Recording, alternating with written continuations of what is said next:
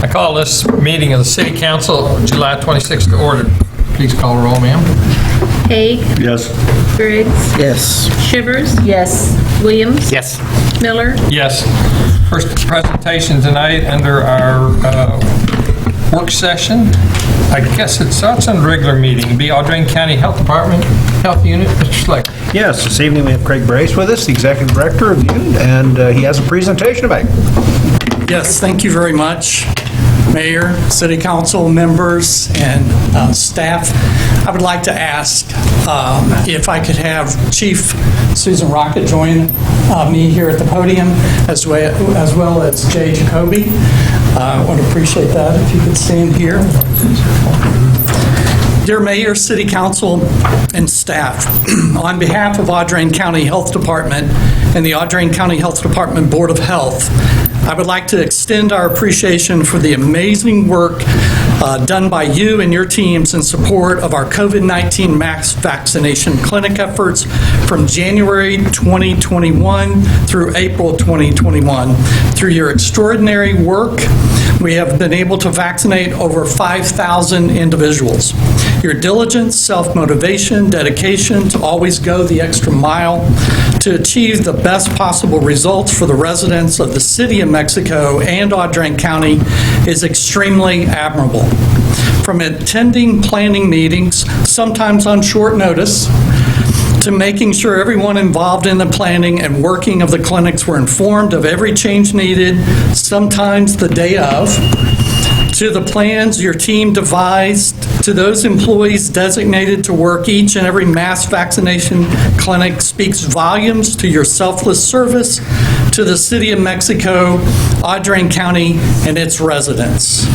We at the Audrain County Health Department know the amount of effort you and your teams, especially Mexico Public Safety Chief Susan Rocket, provided in responding to the COVID-19 pandemic.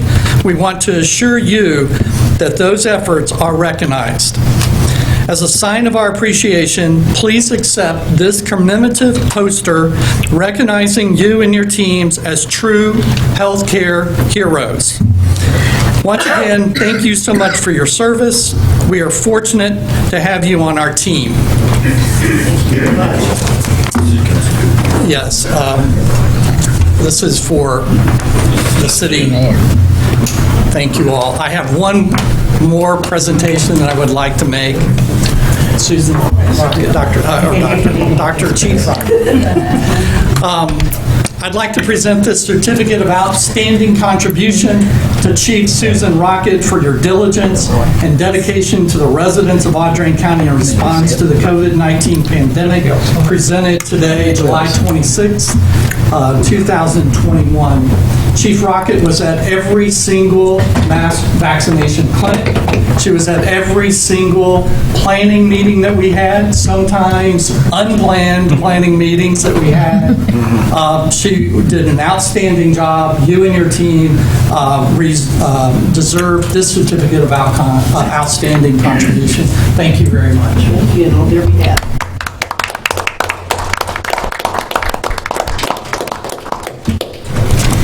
Thank you.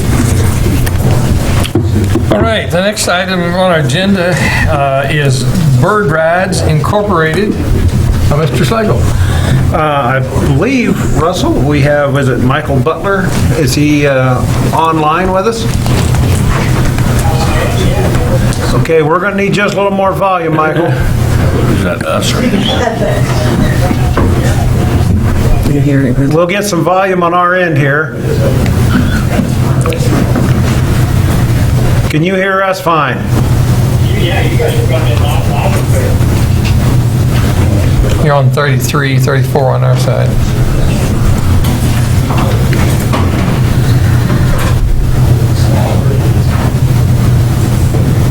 Say something for us, please. Something, testing. That's better. That's better. Okay. Okay, Russell, would you do the introductions and then we're ready? Sure. Mike is with Bird Inc., the scooter company that's interested in coming to town. And he's going to put a little presentation together. I think you guys have seen copies of that perhaps, but it'll also be on the screen, I believe. Take it away, Mike. Yeah, I was gonna say, can I share my screen? Is that not me? You can share it. Yes. Okay. One second.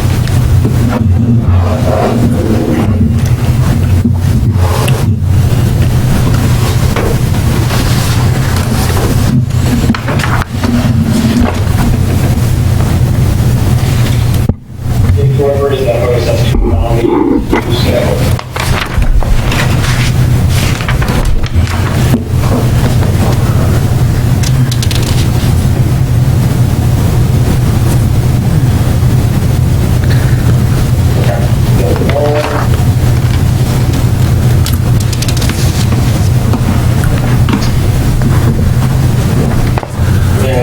Everybody see this? Yes. Well, thank you, Russell. Yeah, for everyone who may not be aware of what we do, what this concept is, at Bird, we're an electric vehicle company. Our goal when we enter into communities like Metro is to really make that community more livable and really bring that community together by providing this affordable and, of course, eco-friendly mode of transportation.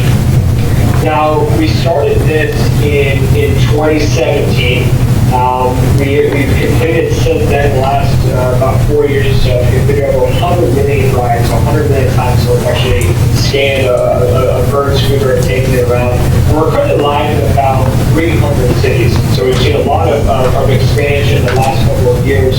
And I think one thing I would like to bring up is if you've seen this concept done before, perhaps you've seen this in Kansas City, you've seen this in St. Louis, and most of the time people assume that that is the only place where this type of concept is doable. And it's really not. If you were to take a look at all the cities that we operate in, actually the vast majority of them, especially in the U.S., are places like Mexico, Missouri. They're not places like San Luis. They're actually they could be community population of 5,000 to 20,000. Yeah, that seems to be our bread and butter, and we're confident that the type of service should not just be reserved for those dense urban and metropolitan areas. Now, how the service works is these vehicles are strategically placed in the community. You yourself walk up that vehicle, you download our application on your phone, you would verify your age, you would put your payment information, and you would go through a series of videos and tutorials to make sure you knew what you were doing, you knew how to ride, and then you're off and running. You're using this in the same way that you are a bicycle, following the exact same rules of the road. And when you ride it, the cost is, the pricing is pretty simple. So when you unlock that vehicle using your phone, that's going to cost you $1. And then for every minute after that, it's going to cost you roughly 30 cents. So an average ride for us kind of sits at around $5 or $6. And of course, we do offer a ton of different access programs for perhaps low-income individuals, if you're enrolled in government assistance programs.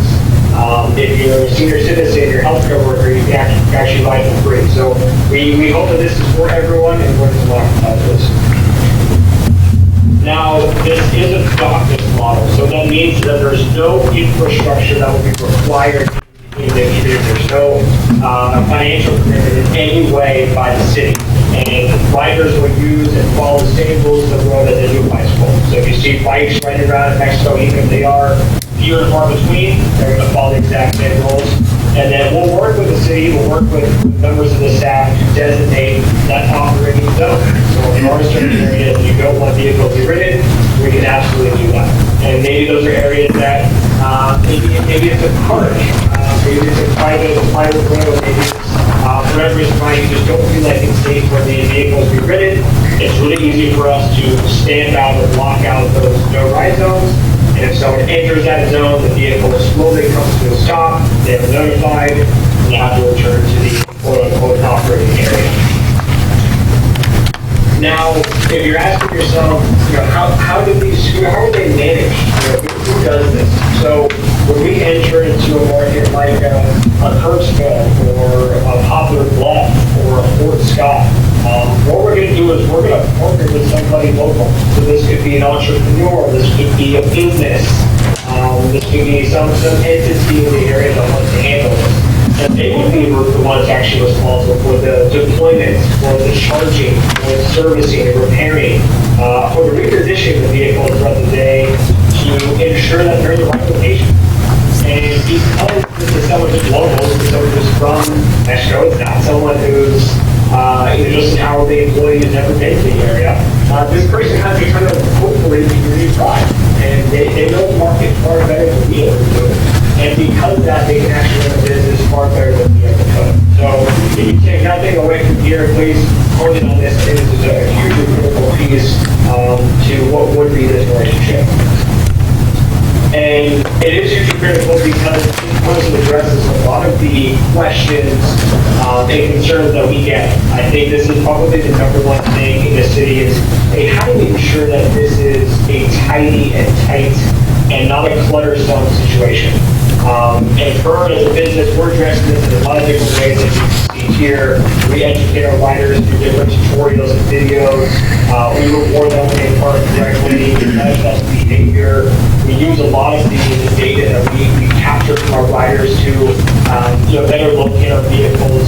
And of course, the city, if they want to, can actually contribute to this. We see a lot of cities that actually designate certain zones where they paint out certain lines for parking. It's not required, but if the city wants to come on board, we're all ears. Now, lastly, the proposal is, I should say, relatively informal. When we do this, really the only type of approval document that we need from the city is really a memo of understanding that talks about work responsibilities within the community, and it sets a really simple level of expectations about how we're going to conduct our business. And of course, no cost to the city for this. So with that, I will stop sharing. And I will stop talking. And I can just open it up for the group for any and all questions. Is there any monetary benefit to the city? Do we get part of the income? I would say for this trial period, and this is really what we're talking about, it is a pilot period for about 9 to 12 months. I would say no. There's a ton and a ton of indirect and peripheral benefits that a community, of course, the city gets. But direct revenue from the vehicles outside of the sales tax, I don't think so. When they verify age, is that just you're taking the person's word for it, they're typing it in their phone, or they're probably not verifying that they are that age, they're just typing in a date, correct? Yeah, so what they do is actually simpler than that. So they actually just, they sign a waiver, they sign a user agreement that does state that they're over 18, and of course they also check a box that says they're 18. We do this, that's probably the lightest way for us to obtain that information, and we do it because a lot of people don't have access to getting their driver's license. And we still want to make sure they can ride these things. So it's something that we can turn on where a person will actually have to take a photo of their license, send it to us, we will audit that, and we will approve them. But a lot of times that doesn't deter people from actually riding. So it's up to the city.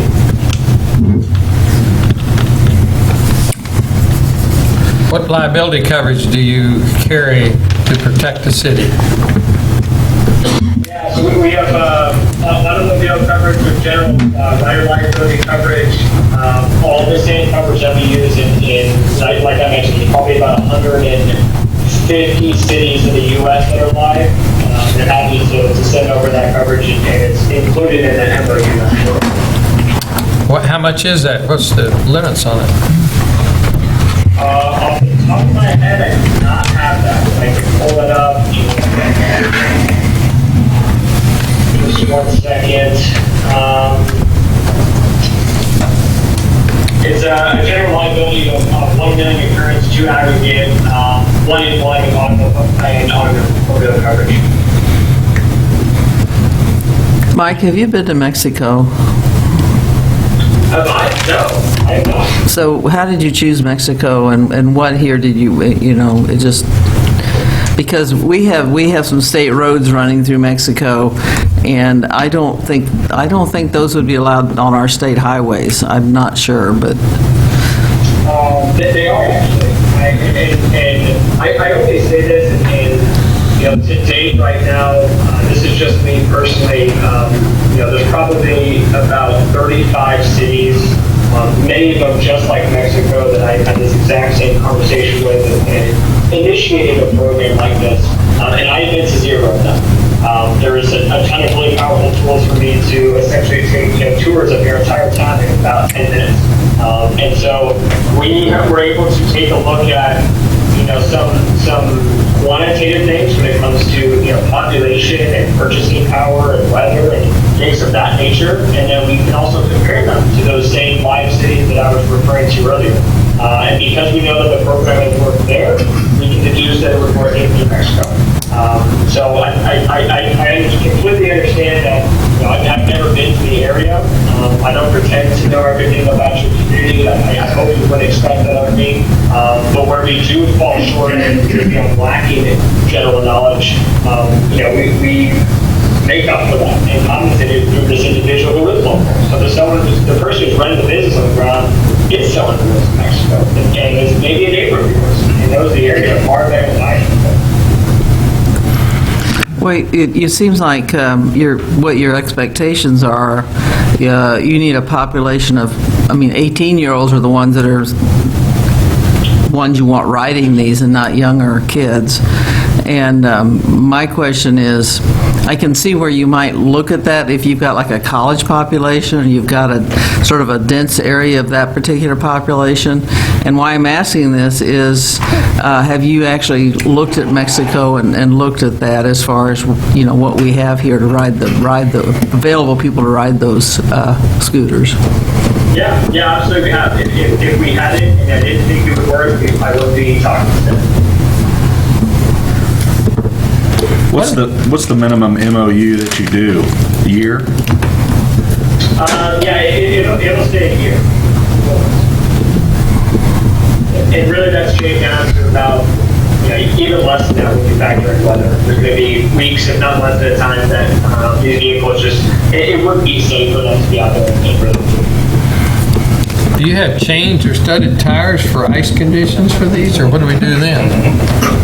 No, that's what I was saying. We just wouldn't have vehicles. You just what? They just wouldn't have them. Just take them off the... Yep. Where are you calling from? Where are you right now? I'm out in Los Angeles. Okay. What is the top speed of these? 15. 15. And do they come with any safety gear, like helmets or what have you? Because your pictures all show helmets, but do they? Not all of them. Not all of them. Yeah, in most states, there's no law. We absolutely encourage High heels and no helmets. High heels. you benefit from taking, and we even have programs in place where if you were to take a selfie of yourself next to the vehicle with a helmet on, we'll give you a couple extra bucks for it. Because that's really important. It's promoting safe riding. But no, aside from just being able to safe speakers on the vehicle itself, they do not come with helmets. My concern, you said that the fastest they can go is 15 miles an hour, is that correct? And so they're going to be on our roadways going 15 miles an hour. And I know in Mexico, we have a lot of narrow streets. And it's difficult even for some of our bikes to get through. So I'm just wondering how, in some of this, you said you have some similar markets. Can you tell us how they address some of those issues when they don't have a lot of flexibility in where drivers can go, or increase in maybe accidents or anything like that, crashes or anything that would possibly mean that we would need to use more public safety? Yeah, I think it really is just, it's a case-to-case basis. I mean, I wish that, all cities were, blueprints of the other and copycats of the other. It's really just not the case. I would say most of the cities, if not all of them, they don't have bike lanes. They don't have extremely wide sidewalks. They don't have, very wide road and then easy for a bike, right? It's just not the reality of it.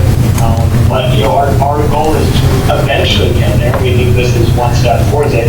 And we do that in a lot of ways. I think most of our marketing efforts and what we were trying to do with the city and just an ongoing attempt with all of our riders is really just rider education. someone feels comfortable in where they're riding and how to ride, it doesn't matter too much how narrow the street is because they can maneuver most scenarios. So that's our goal is really to add more education and increase the overall education of our riders as opposed to having to force the city to widen their roads. Right? That's not realistic. Right, and idealistically, all people would do the right thing and park the scooters where they belong and not in the street or in somebody's yard. And that one person, that one fleet manager for the 75 will be able to make sure that all of that is going smoothly all the time. Correct? Yeah, I mean, that individual or that business, I mean, that is their livelihood. I mean, in all of our markets today, we have about 1,000 of these partnerships across the U.S. These are in big cities like Kansas City and in small cities like Poplar Bluff. And there's just one individual that's running it. He's in charge of 75 vehicles of those. So he deploys them every morning. He repositions them throughout the day to make sure they're not in front of somebody's home or they're not in front of a business that doesn't want it there. And so if we go out and we have enough time to find this individual, they're a huge piece of the puzzle. And it's part of their responsibility, it's part of their expectations. And in fact, they are financially incentivized to do so because they share the revenue with us. So their vehicles are in good condition and they're not tidy and they're not in the right spots. Then it really is a detriment to their business, not just ours. Okay, so like what is base salary for a fleet manager? It's not a salary, they share the revenue with us, so it's variable. Gotcha. Thank you. So if the scooter is in somebody's yard and they don't want it there, then they have to call the fleet manager and wait for the fleet manager to come get it. Is that correct? No, I mean, it's part of that person's job to constantly be assessing the status, location of the vehicle anyway, so they'll proactively already be doing that. But on top of that, you're right, there may be the one-off case that an individual doesn't know where that is, or maybe there are other tasks involved. We make it very clear and very easy for someone to get in touch with us. Through phone calls, through emails, through ways on our application, through chats on our website. I mean, there's endless ways for someone to get in touch with them in just a matter of minutes. So if that person does want that resolved instantly, they can call us and we'll triage at the local partners to get it resolved. But it is going to be, and there is kind of pushing that needs to be done from the members of the community.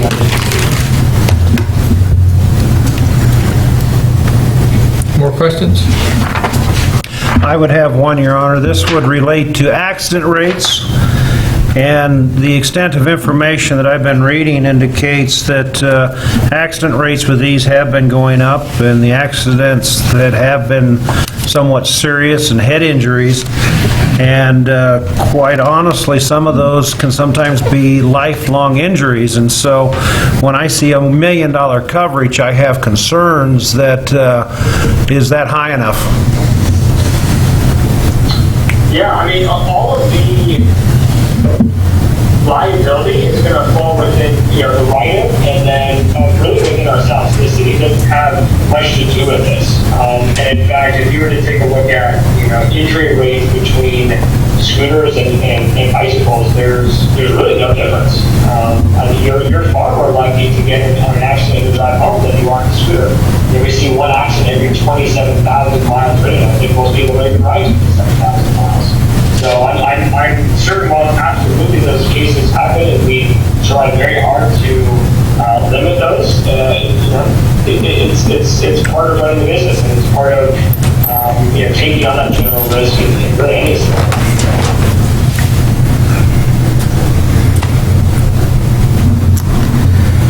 Other questions? Well, Mr. Butler, we thank you for your presentation, and we'll consider this, and if we decide to do something, we'll get back with you. But thank you for your time on the screen. Yeah, thank you. When should I expect to hear back? Well, I can't answer that. We'll just have to talk about it some more. Okay. Thank you. Thank you.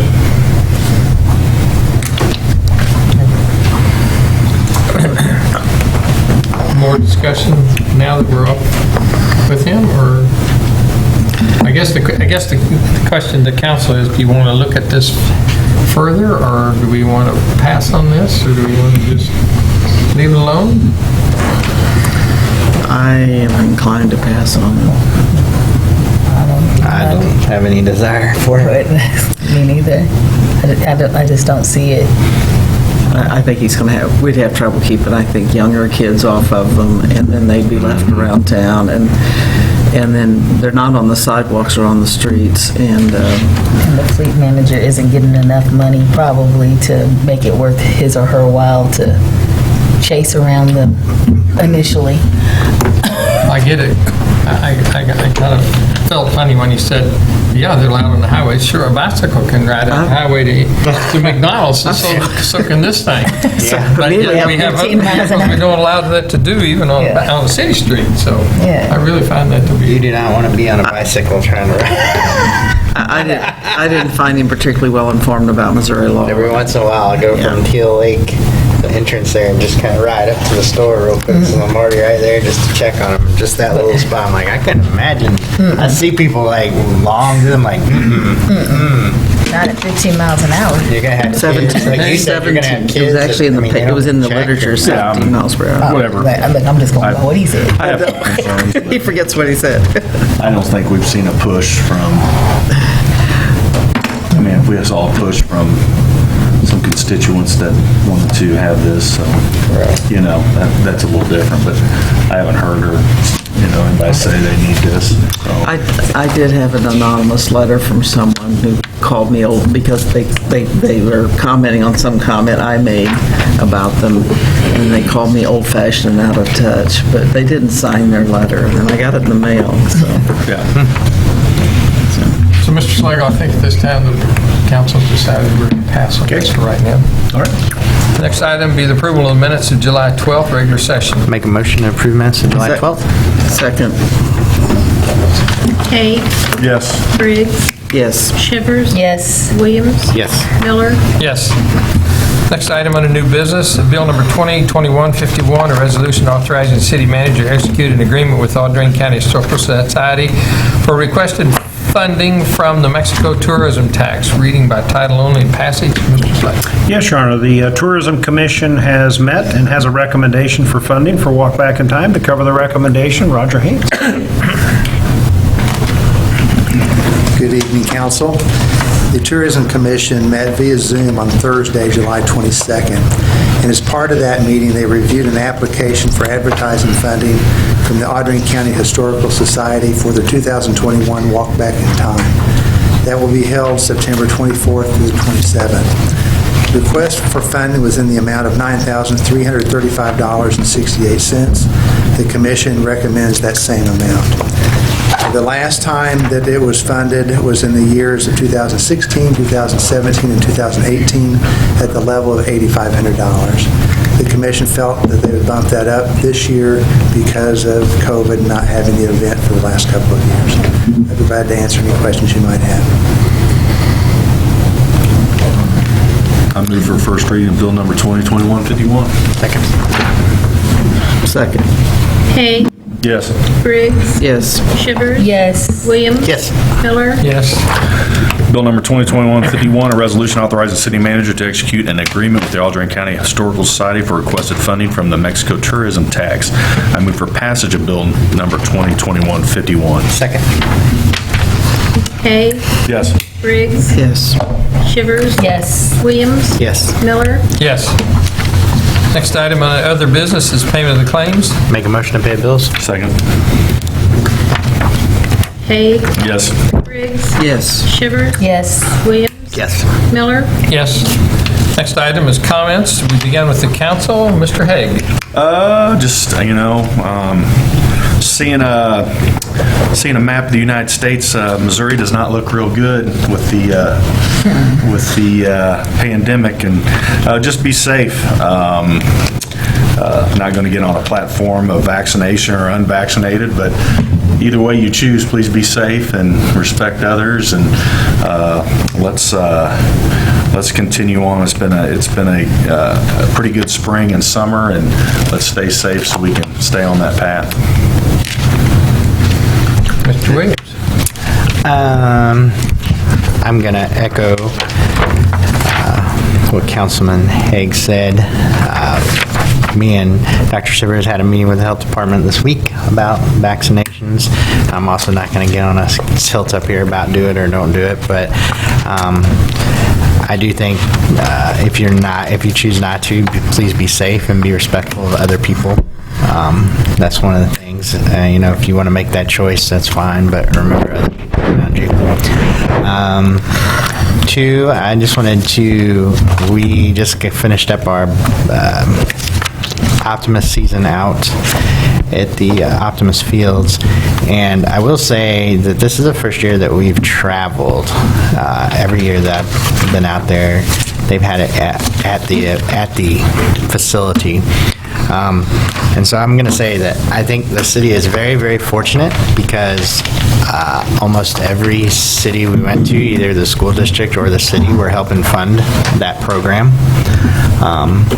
So, I don't know, in the future, if they need some help of some sort and they ask, I think it's something we should consider, considering what I've seen this year. Because we are very fortunate, and there's a lot of kids, and now that it's traveling, it is bringing a lot of people into Mexico that would not be here. Because I know for our league, we had 4 teams, and we had 6 games each from out-of-town teams. And I know from my job that a lot of those people are sitting and they're coming to town, they're eating here and what have you, and stopping to the community stores. And so it is beneficial, and, so that. And then I think, and then Animal Farmers was last weekend at Presser Hall. So that was another good event. So kids amaze me. Thank you. Mrs. Griggs? I don't have anything today. Dr. Shivers? Just tag on to what they were saying. We were at the meeting with the Audrain County Health Department, and just a reminder, like I said, not telling people what to do, but be cognizant that the data is showing that those that are catching COVID are pretty much the ones who have been unvaccinated, and it is affecting younger people than what was initially started, like in the 18 to 40 range. People close to us, or some people I think we've all heard about, people who have been dying from this. And so please, make an educated decision on whether you're vaccinated or unvaccinated. And other than that, so watch out for this heat and, stay hydrated. Mr. Schlegel? Yes, Your Honor. In 2 weeks from tonight, August 9th, will be a council meeting. We will start actually at 4 o'clock that evening with budget work session. And we'll get through as much as we can, and then we will break at 6 and actually hold our regular meeting. So we'll stay at the same time for regular meeting, and then when we're done with regular, then we'll go back into budget work session to finish up. So it'll be a long night, but council meeting, we'll still try to make sure we're at 6 o'clock for regular scheduling for everyone that watches us. Well, I'd like to just say that I was lucky to be asked to go out to the high school Thursday and represent the city to all of the kids that were here doing this mission project that was sponsored by the Rest Hill Church. There's 256 kids at the high school, and they were, the group that sponsored it was so appreciative of Mexico, and especially the Mexico School District. They had the boys on the second floor, the girls on the third floor. The kitchen staff came in and operated the lunchroom. They had played basketball in the old gym and other games in the old gym, and in the new gym they had a big screen and light show, and they met there every morning and had action things like you. I mean, it was an event, and I was asked to come out and just say thank you for coming to Mexico. I think they did 23 houses, at least that's what they thought they were going to finish. They painted them, put on porches and wheelchair ramps, and Awesome. when I was there, I said, well, I think they're from Texas, Oklahoma, Kansas, Nebraska, Iowa, Illinois, Missouri. And when I said I might have missed some, I had people everywhere yelling out states, but that's all they told me. So there must have been some more states involved, but quite a group of people. Awesome. Anyway. Great job. It was quite fun. I got a kick out of the guy that took me in was Steve Hobbs' brother, and he said, yesterday was Steve Hobbs' day, and he said, now, he just started getting warmed up, and we're trying to figure out how to shut him up. And he said, keep that in mind. He said, you don't have to talk as long as Steve. If you know Steve, you know what I'm talking about. Anyway, at this time, it's time for public comments. If you have a comment you'd like to make, please come to the podium, state your name and address, and you have 3 minutes to make your comments. How many minutes? 3.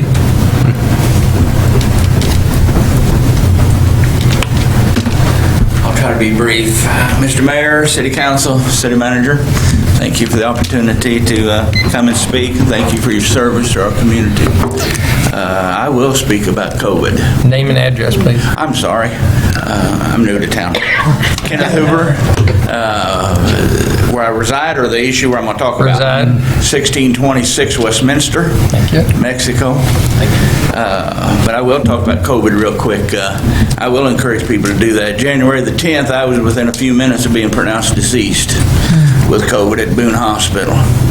It's going to be over a year before I have any strength back. So it is serious. People, but I respect their opinions too. If they don't want to, I understand that, but I can talk firsthand. 2 issues I want to talk about is my property on Huntington Field Road and Green Boulevard is something that we need to try to resolve if we can, and that is the sewer issue. I've had Mr. Russell there a couple times, I think, within the last 60 days or so. During this, I know with the heavy rain, but this problem has been going on for years, but it has progressively gotten worse. When it rains, the stuff coming up through the manholes, the sewage, one manhole now that had never, that I'd not seen since I've owned it, is now producing sewage, toilet paper, and other things up close to the boulevard. And as I stand there and watch that after a rain, it used to be across the boulevard there off of Garfield and stuff. That stuff is shooting up. So I look over and it's not doing anything. But it is coming on mine. So I would appreciate something to be done. It affects being able to market that piece of property because one of the people told me that he was told by a city employee that before you build anything, you better check and see if there's enough sewer there to be able to handle whatever you're going to build. That didn't help my sale.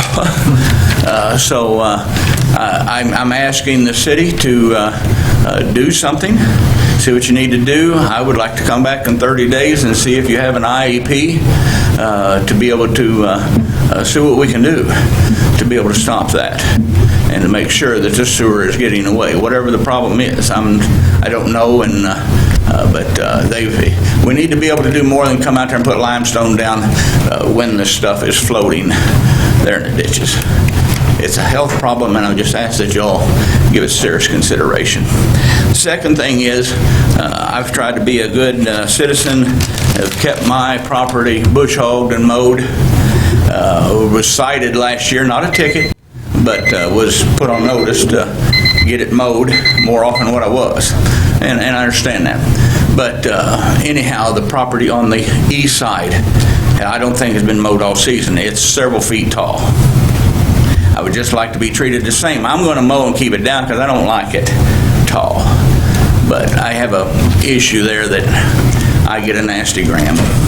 And then the other people may have got a nasty gram too, but they don't pay attention there like I do. So I just ask those 2 things. The sewer, I think 30 days I'm going to come back, see if you've got like an IEP ready to do something and what we can do to solve what the problem is. Okay, Kenny, thank you. Questions of me? Okay. Thank you, ladies and gentlemen. Thank you. Anyone else to speak? If not, I move we adjourn into executive session pursuant to revised statutes of Missouri 610-021, personnel matters. Second. Haig? Yes. Briggs? Yes. Shivers? Yes. Williams? Yes. Miller? Yes.